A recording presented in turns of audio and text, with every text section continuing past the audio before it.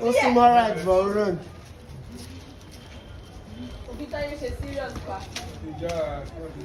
Oh yeah.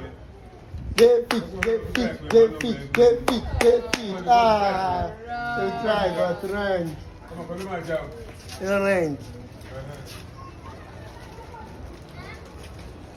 Alele, oh run.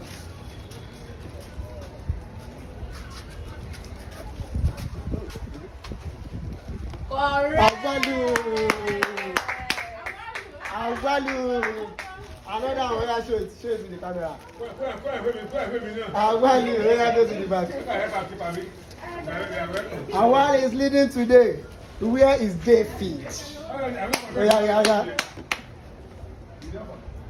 Run.